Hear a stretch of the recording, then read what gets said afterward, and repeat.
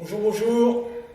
On va repartir sur une série de vidéos. Vous allez voir, je vais essayer de vous en faire toutes les semaines, hein, je ne promets rien, mais je suis parti comme ça. Dans un premier temps, je tenais à vous remercier parce que j'ai eu des messages, on me transfère les messages quand vous en envoyez, et franchement, ça me fait chaud au cœur. Je sais que vous êtes intéressés par mes vidéos, pas forcément pour les faire, mais vous les regardez, donc ça me fait vraiment très plaisir dans ces moments difficiles.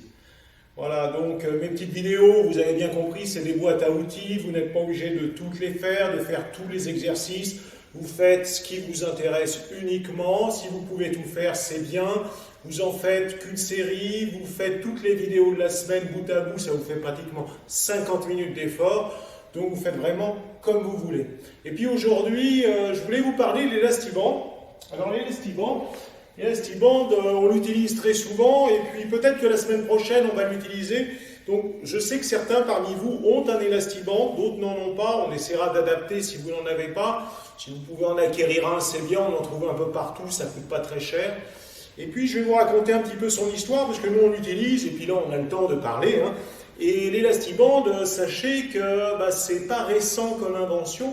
Il faut savoir que l'élastiband, on est parti plutôt avec des choses qui ressemblent à ça, voyez-vous? Vous connaissez ça? Alors beaucoup parmi vous l'appellent le tendeur. D'autres, les plus anciens, appellent ça un sandov.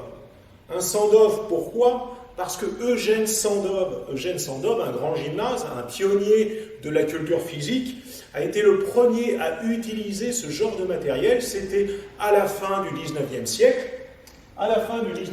Donc lui, il a rajouté des poignets, voyez-vous.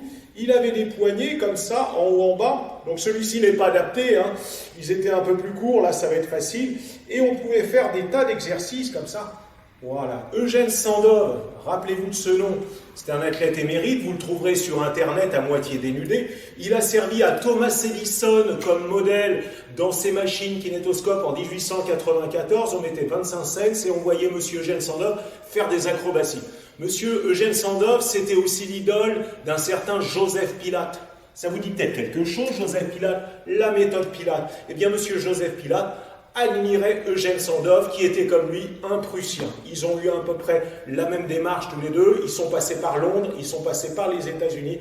Voilà la petite histoire pour les élastibands. Et maintenant, on va passer au travail.